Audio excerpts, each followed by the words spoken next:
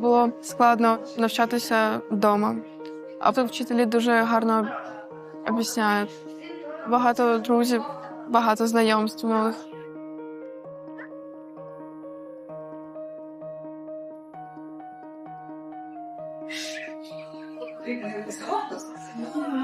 Коли вона до нас прийшла, в неї були великі прогалини, бо вона пропустила майже рік навчання.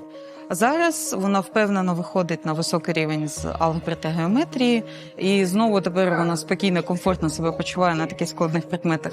І, звісно, це робить її щасливіше.